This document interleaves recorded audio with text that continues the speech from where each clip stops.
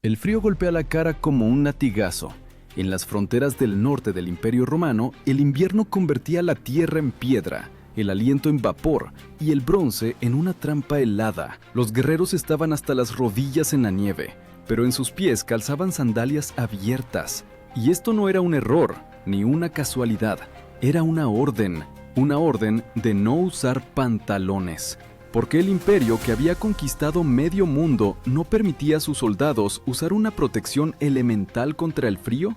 Tácito escribió: ni la costumbre bárbara ni la vestimenta bárbara deben tocar al romano. Para un legionario, los pantalones eran un signo de bárbaro. Los bárbaros eran los galos, los germanos, los sármatas, gente del norte, donde el frío era más fuerte que la ley, y un romano debía seguir siendo romano, incluso en la nieve. Así nació un símbolo tácito de civilización, las rodillas desnudas bajo el hierro. Los pantalones de tela se llamaban bracae, de la palabra celta bracae. Esta prenda estaba extendida entre las tribus del norte mucho antes de las campañas romanas en Britania y la Galia. Para los bárbaros era una necesidad, para los romanos una deshonra. En la legión, los pantalones se consideraban casi una blasfemia, como si un oficial se quitara su coraza antes de la batalla. Pero imagina esta imagen: con el viento lleno de agujas de hielo, cientos de guerreros de pie con sandalias de cuero envueltas en trapos, levantando escudos sobre los que se congela la escarcha.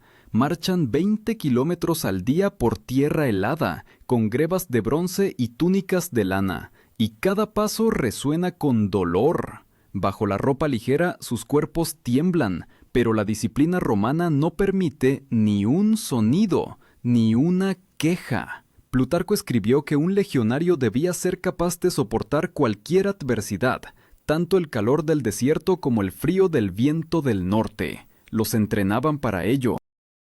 Recorrían 30 kilómetros al día con el equipo completo, pesando hasta 30 kilogramos. Dormían en el suelo, donde el hielo se clavaba en sus espaldas, y comían gachas congeladas en el cuenco. Pero las quejas se consideraban una debilidad, y la debilidad una traición. El calzado de estos guerreros era el calcei y las caligae. Eran sandalias militares con remaches, reforzados con hierro. Dejaban en la tierra huellas parecidas a las de las garras de una bestia. Los arqueólogos las encontraron bajo el bosque de Teutoburgo, donde 3 legiones de Varo desaparecieron en los pantanos y la niebla. En el cuero quedaron rastros de sal, no de sudor, sino de sangre congelada. Los comandantes romanos, como Julio César y Germánico, sabían que el frío mata no más lento que la espada, pero entendían otra cosa. Si un legionario se ponía pantalones, aceptaría en sí una parte del bárbaro. Y Roma construyó un imperio no con espadas, sino con una idea. La idea de la superioridad, que comenzaba con la vestimenta. Cuando la escarcha se levantaba sobre el campamento por la noche, los guerreros se reunían alrededor de las hogueras, envolviéndose en sus capas, pero sus piernas permanecían descubiertas. Era un ritual, una prueba de espíritu. El frío se convertía en una herramienta de educación. Afilaba la voluntad, como un herrero afila una hoja. Y en algún lugar entre el sufrimiento y el orgullo nacía un nuevo tipo de hombre, el miles romanus, el guerrero romano. Pero, ¿qué sucedía cuando la legión se encontraba en el confín del imperio, allí donde el invierno duraba medio año, donde el viento del norte podía detener la respiración? ¿Cómo mantener el orden cuando la ley contradecía la vida misma? Fue allí, en los pantanos y bosques helados de Britania, donde comenzó la historia de la primera desobediencia, una historia que cambiaría para siempre la actitud de Roma hacia el frío. El invierno en Britania no comenzaba con el calendario, sino con el primer aliento del viento del Mar del Norte. A finales de octubre, la tierra se cubría con una capa de escarcha, y las lluvias se convertían en flechas heladas que perforaban la piel hasta los huesos. Fue allí, al confín de la civilización, donde fueron enviados los legiones romanos bajo el mando de Agrícola, el gobernador del que escribió Tácito. Las tropas debían mantener la frontera contra los pictos, gente salvaje y endurecida, cuyos cuerpos estaban pintados con motivos azules y cuyos pies no conocían calzado. Agrícola exigía disciplina, pero ni siquiera él podía dejar de notar cómo sufrían los legionarios. Sus vendajes se empapaban, se congelaban, convirtiéndose en torniquetes helados. Las sandalias con clavos de hierro, las caligae, se pegaban al suelo por el hielo. La gente se despertaba con los pies hinchados por el frío, y aún así seguían construyendo fortificaciones, marchando, estableciendo campamentos. En aquellos años, las tropas romanas invernaron en el norte de Britania por primera vez, y esta experiencia resultó ser una pesadilla. Los hallazgos arqueológicos del fuerte de Vindolanda, cerca del futuro muro de Adriano, muestran: los soldados escribían a casa suplicando por calcetines de lana, capas e incluso por pantalones. Un fragmento de una carta, conservado en una tablilla de madera, contiene la petición: por favor, envíen más calcetines y ropa interior porque el frío es terrible. Estas líneas no son retórica, sino un grito de dolor que ha traspasado 2 milenios. Poco a poco, los legionarios comenzaron a quebrantar la prohibición, al principio en secreto. Se cosían sus propias bracae con lana tosca de ovejas locales, las llevaban debajo de las túnicas, las escondían bajo sus largas capas, los sagum. Esta capa se convirtió en un símbolo de las guarniciones del norte. El sagum era una tela de lana densa, sujeta con una fíbula al cuello. No abrigaba por completo, pero protegía del viento, y junto con los pantalones secretos, se convertía en un desafío a la idea misma de la valentía romana. Los guerreros, educados en el ideal del austero guerrero itálico, ahora aprendían de aquellos a quienes llamaban bárbaros. No era simplemente un intercambio de objetos, sino un choque de cosmovisiones. Según el historiador Goldsworthy, fueron precisamente las campañas del norte las que obligaron a Roma a reconocer por primera vez la debilidad de su tradición. Pero nadie hablaba abiertamente de ello, pues reconocer que una costumbre bárbara salvaba a los legionarios significaba dudar de la base misma del imperio. En los fuertes comenzaron a aparecer nuevos elementos de equipamiento: guantes de cuero, forros de piel, capuchas. Todo esto se hacía sin permiso oficial, pero con el consentimiento tácito de los centuriones.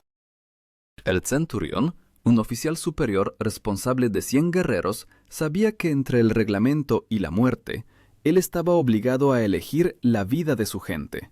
Y si el uniforme romano ordenaba pasar frío, él simplemente miraba hacia otro lado.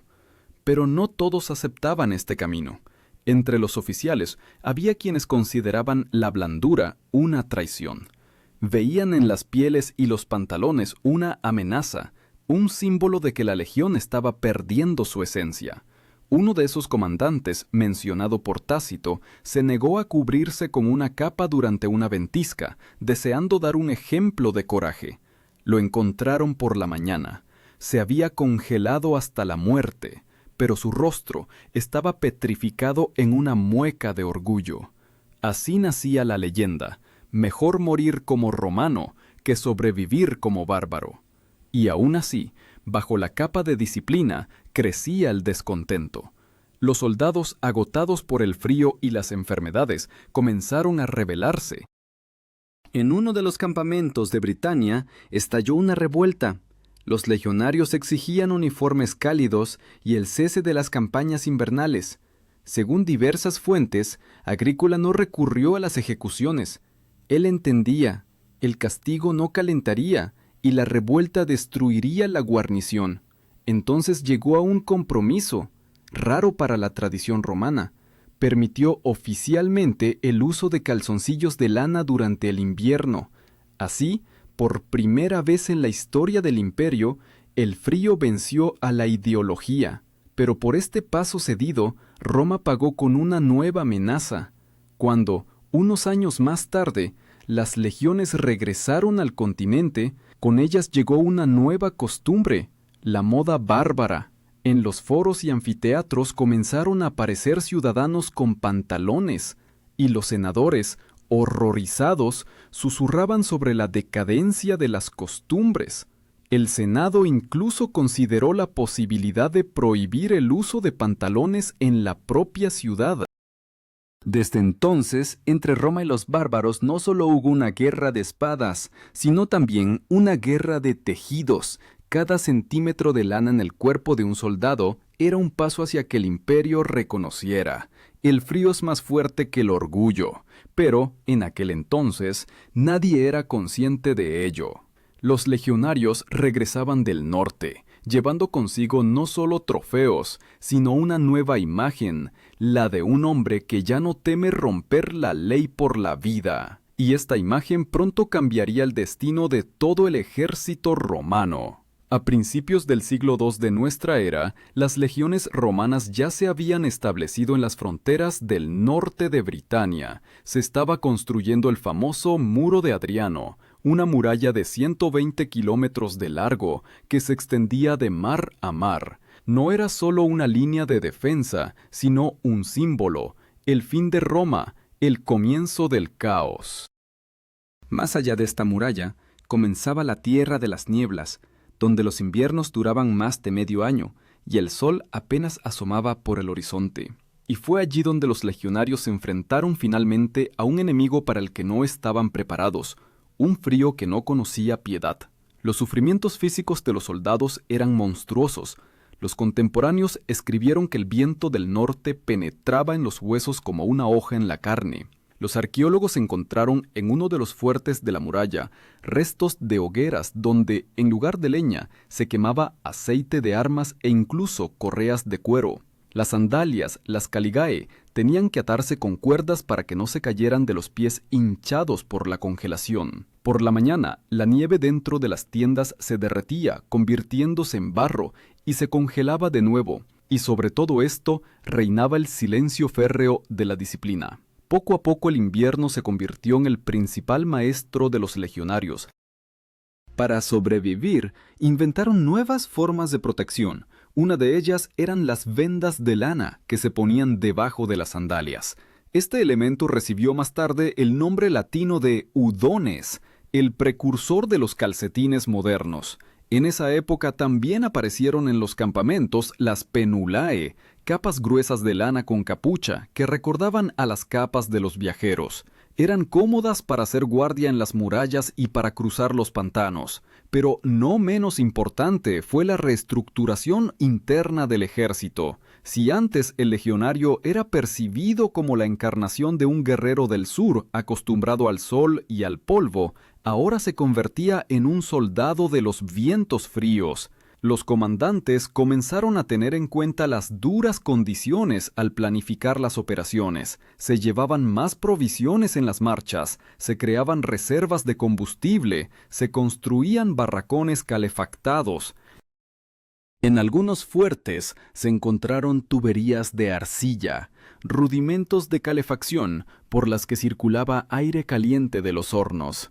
Fue una revolución en la logística militar que obligó a Roma a reconocer: la resistencia requiere no solo coraje, sino también calor. Sin embargo, el precio de esta adaptación resultó ser cultural. Cuanto más adoptaban los legionarios de los pueblos del norte, más se difuminaba la línea entre lo romano y lo bárbaro. Tácito escribió que los romanos se acostumbraron a las costumbres ajenas sin darse cuenta de cómo se convertían en sus prisioneros. En esta época se extendieron entre los ciudadanos los chalecos de piel, los pantalones de lana y las botas, antes inaceptables en la moda urbana. El Senado murmuraba, pero era imposible detener el proceso. El imperio copiaba involuntariamente a aquellos a quienes despreciaba. Y sin embargo, fue precisamente esto lo que salvó al ejército. En tiempos del emperador Adriano y sus sucesores, las guarniciones del norte ya estaban oficialmente provistas de equipamiento de invierno. Los pantalones, bracae, se convirtieron en parte del uniforme del soldado, aunque los oficiales todavía preferían las túnicas. Pero el verdadero signo del cambio fue el espíritu. Los guerreros dejaron de avergonzarse de las costumbres bárbaras. Comenzaron a ver el frío no como un castigo, sino como una prueba que los hacía más fuertes. A los centuriones ahora se les enseñaba no solo el arte de la formación, sino también el arte de la supervivencia invernal. Se aseguraban de que los soldados no durmieran en el suelo desnudo, no se mojaran bajo la lluvia y secaran sus zapatos junto a las hogueras. En las guarniciones de Britania aparecieron artesanos especializados en artículos de piel, e incluso comerciantes de tribus bárbaras que traían pieles y lana a cambio de vino y metal. Así, paso a paso, el imperio se fue haciendo dependiente de las tierras del norte, de su clima, sus recursos, su gente. Los historiadores difieren en cuándo se produjo el punto de inflexión definitivo. Algunos creen que, tras la muerte de Adriano, la prohibición de los pantalones desapareció de facto. Otros opinan que el orgullo romano resistió durante mucho tiempo, pero el hecho es que ninguna campaña en el norte después del siglo II se llevó a cabo sin ropa de abrigo. La cultura del cuerpo dio paso a la cultura de la supervivencia. Sin embargo, junto con esto, otra cosa se infiltró en el ejército: el espíritu de los bárbaros. Los soldados, criados en el frío, ya no sentían una conexión especial con Roma. Su sangre se mezclaba con la población local. Sus costumbres diferían de las de los sureños. Se convirtieron en nuevos romanos, no por nacimiento, sino por juramento. Y cuando, 2 siglos después, el imperio comenzara a desmoronarse, estas legiones del norte desempeñarían un papel decisivo, algunas para defenderlo, otras para darle el golpe de gracia. Pero todavía faltaba mucho para eso. Entonces, en la época de Adriano, el frío todavía era un enemigo, no un símbolo del fin. Los legionarios permanecían en las murallas, mirando las llanuras brumosas donde desaparecían las tribus bárbaras, y habían sobrevivido a lo que ni siquiera los dioses del Olimpo habrían soportado. Y aún así, en lo profundo, en cada uno de ellos vivía la idea: si Roma pudo calentarse con pieles bárbaras, entonces algún día podría calentarse también con un alma bárbara. Pasó un siglo, el imperio se expandió, pero el frío regresó de nuevo, esta vez del este y del norte, donde godos y francos se cernían sobre las fronteras. Roma ya no era la misma. Los ciudadanos urbanos vestían capas de lana, los funcionarios usaban pantalones, y los viejos senadores refunfuñaban que todos se habían vestido como pastores. Pero en las fronteras, en los pantanos del Rin y en las montañas de Panonia, la guerra contra el invierno no había terminado. Aquí, en el cruce de mundos y el caos, las legiones romanas enfrentaron nuevas pruebas, no solo de climas, sino también de lealtad. En tiempos del emperador Marco Aurelio comenzó la llamada Guerra Marcomana. Las legiones estaban en Austria, a orillas del Danubio. Las temperaturas invernales caían por debajo de 0 y la nieve alcanzaba 1 metro de espesor. Los árboles crujían por la helada, el agua en los calderos se convertía en hielo. Y de nuevo, los soldados hacían guardia en sandalias, porque los suministros de equipo de abrigo no llegaban a tiempo desde el sur. En las crónicas de Dion Casio hay una línea: muchos legionarios morían no por la espada, sino por el frío. Esta guerra demostró que el frío mata a los imperios tan bien como los bárbaros. Para salvar a las tropas, el mando decidió dar un paso que 100 años antes se habría considerado impensable.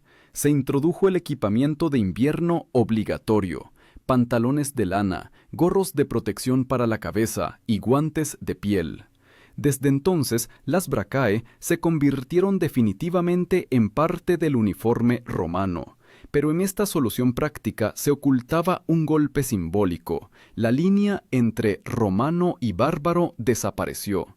Ahora todos vestían igual. Los soldados de las legiones del norte ya hablaban un latín macarrónico, comían comida local y tomaban como esposas a mujeres de las tribus conquistadas.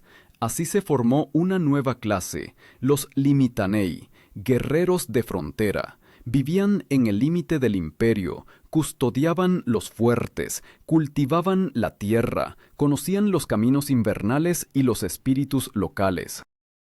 No eran ciudadanos disciplinados de Roma, sino rudos guardianes del frío, acostumbrados a la vida bajo la nieve. En su vida cotidiana, las pieles, los cueros y la lana no eran un lujo, sino parte de su identidad. Poco a poco, la forma de mando también cambió. Si antes el legado, enviado desde Roma, se distinguía por sus modales y vestimenta, ahora incluso él se vestía con cálidas bracae y botas. El legado, el oficial superior, nombrado por el emperador, comandaba una legión entera, pero ahora su autoridad dependía del respeto de las personas curtidas por el frío. Aquellos que intentaban dictar las viejas normas no duraban mucho. Los soldados despreciaban a quienes no sabían cómo sobrevivir al invierno. Los historiadores creen que fue en esta época cuando se afianzó definitivamente una nueva filosofía en el ejército. Mejor calentarse a la manera bárbara que congelarse a la romana. El calor se convirtió en una medida de la razón. Los hallazgos arqueológicos de los fuertes del Danubio confirman, los soldados crearon sistemas completos de hornos, construyeron cuarteles de piedra con suelos bajo los cuales circulaba aire caliente. Este principio de calefacción se llamaba hipocausto. Se inventó para los baños, pero las legiones del norte lo convirtieron en un arma contra el invierno. Y aún así, el precio de la supervivencia resultó ser alto. Junto con las costumbres bárbaras, los legionarios también adoptaron la libertad bárbara. En su habla aparecían palabras extrañas, en sus canciones motivos extraños. Se volvieron más independientes, menos obedientes al centro. Cuando Marco Aurelio murió, muchas guarniciones se negaron a someterse al nuevo emperador, Cómodo. La línea entre la lealtad y la rebelión resultó ser tan delgada como la que hay entre el frío y el calor. En las cartas de aquella época se encuentran frases sobre cómo los soldados comenzaron a considerarse dueños del viento del norte. No era solo una expresión poética, era un nuevo mito. El legionario ahora se veía a sí mismo no como portador de la civilización romana, sino como señor de los elementos. Y cuando en el siglo III comenzara la gran crisis, precisamente estos guerreros curtidos en el frío serían los primeros en levantar la espada, no contra los bárbaros, sino contra la propia Roma. Pero hasta ese momento quedaban décadas. Por ahora, en las llanuras del Danubio, los legionarios levantaban muros de piedra, fortificaban campamentos, secaban la ropa junto a las estufas y cada vez recordaban menos que alguna vez los pantalones se consideraron una deshonra. Se reían de los viejos tabúes como de un cuento de niños, y solo los viejos centuriones a veces decían, «Alguna vez Roma no conoció el frío». Y estas palabras ya no sonaban orgullosas, sino como una admisión de derrota. Sin embargo, ¿fue una derrota o una evolución? La capacidad del imperio de aprender de sus enemigos y volverse más fuerte. Porque fueron precisamente aquellos que aprendieron a sobrevivir en la nieve quienes luego detendrían las hordas bárbaras en Europa. Pero entonces, en aquellos inviernos bajo el Rin y el Danubio, nadie pensaba en el futuro. Los guerreros simplemente se ponían sus bracae de lana, ajustaban sus espadas y salían al frío, porque la guerra no esperaba el calor. Siglo III. El imperio crujía bajo la presión, no solo de los enemigos, sino también del tiempo. Las tropas, extendidas a lo largo de fronteras interminables, luchaban en la nieve, el barro y la niebla, cada vez más lejos de los dorados mármoles de Roma. El centro perdía poder y las provincias cada vez más vivían según sus propias leyes. Los legionarios, criados en el norte, ya no veían diferencia entre ellos y aquellos a quienes ayer llamaban bárbaros. Hablaban el mismo dialecto, comían del mismo plato, vestían los mismos pantalones. Los pantalones, Dratsae, que alguna vez se consideraron un símbolo de salvajismo, se convirtieron en un símbolo de pertenencia a un nuevo imperio romano del norte. En las tierras fronterizas, los campamentos romanos se transformaban en fortalezas, muros de piedra, fosos con agua, cuarteles con hornos de arcilla, hipocaustos. En cada uno de estos fuertes ardían un centenar de hogueras en invierno. El fuego se convirtió en el corazón de la guarnición, su aliento. Donde antes había tiendas de cuero, ahora se alzaban edificios de piedra con chimeneas. Los arqueólogos encontraron en estos lugares leña carbonizada, restos de mantas de lana, incluso capuchas de piel, rastros de una época en la que el frío ya no asustaba a Roma. Pero esta nueva comodidad tenía una contrapartida. Los soldados, acostumbrados al calor y la comodidad, empezaron a parecerse menos a aquellos guerreros austeros que antaño conquistaron el mundo. Historiadores como Keegan señalaron, la disciplina se debilitó y la valentía militar se dio el paso a la costumbre de la supervivencia. Los legionarios ahora construían más de lo que luchaban. Sus días transcurrían reparando caminos, preparando combustible y custodiando aldeas locales. Y, sin embargo, la amenaza no desaparecía. Del este llegaban los godos, del norte los francos. En invierno atacaban con mayor frecuencia, sabiendo que los romanos estaban agotados, que los caminos estaban cubiertos de nieve. Entonces los legionarios abandonaban sus cálidas barracas y volvían a la batalla. En estas batallas, la helada se convirtió en aliada del enemigo. Las lanzas se rompían por el frío, las espadas se congelaban en las manos. Los legionarios envolvían las empuñaduras con tela para no quemarse la piel con el hierro. Para contrarrestar esto, los comandantes introdujeron nuevas tácticas. Ahora, antes de salir a la batalla, los guerreros se frotaban la piel con grasa. Se untaban los pies con aceite para protegerse de la congelación. Estas prácticas venían de los bárbaros, germanos y sármatas, acostumbrados a las guerras invernales. Así, los antiguos enemigos se convirtieron involuntariamente en maestros. A mediados de siglo, el ejército dejó de ser definitivamente romano en el viejo sentido de la palabra. De las 20 legiones, la mitad estaba compuesta por soldados de origen no itálico.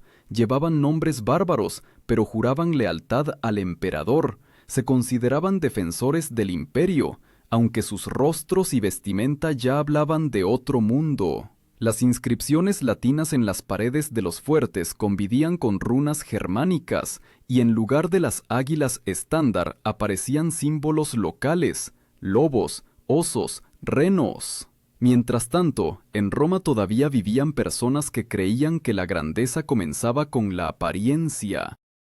Los senadores escribían edictos, instando a restaurar la antigua austeridad. En una de estas resoluciones se mencionaba incluso la prohibición de usar pantalones en lugares públicos para los ciudadanos de la capital. Pero estas palabras sonaban vacías. Nadie iba ya a luchar contra el viento por la moda. La fuerza del imperio ahora residía no en el mármol, sino en la lana y el acero.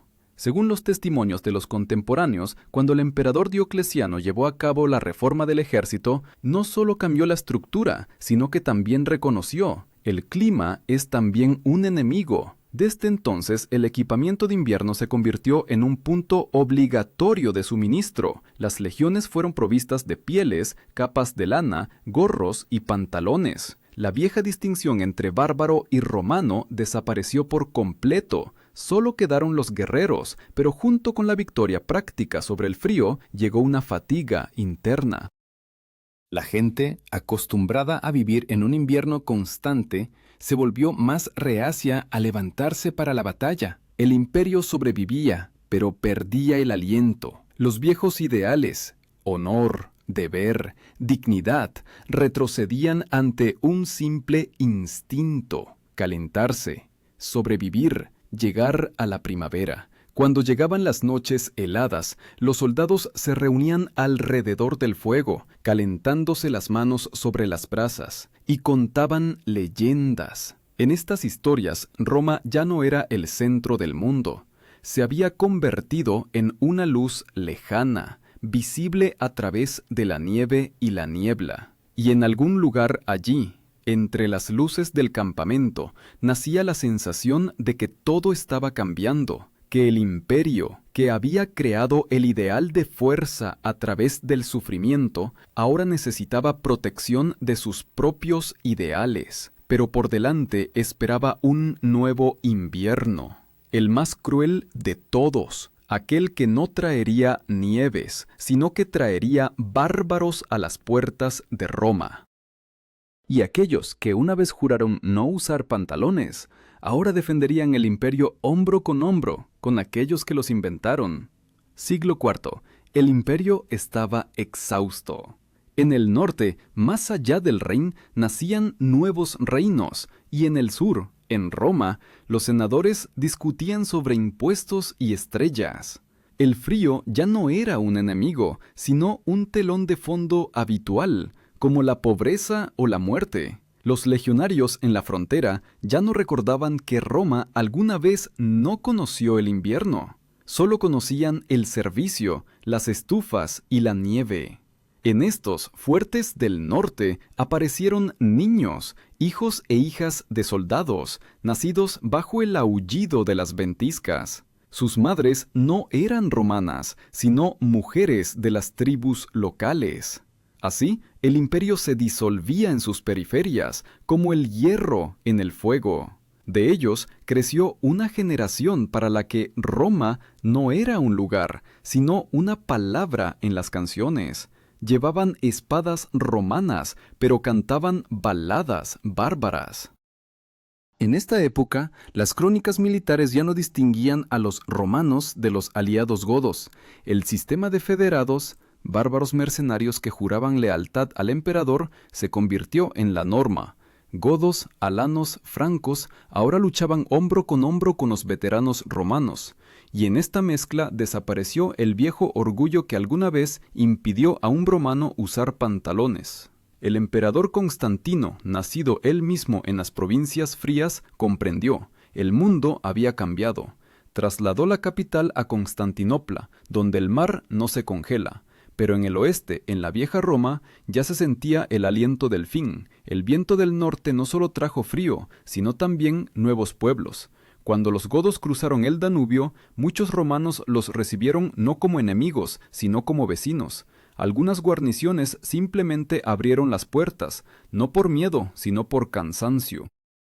Estos soldados, endurecidos por los inviernos, no veían sentido en defender un imperio que hacía mucho los había olvidado.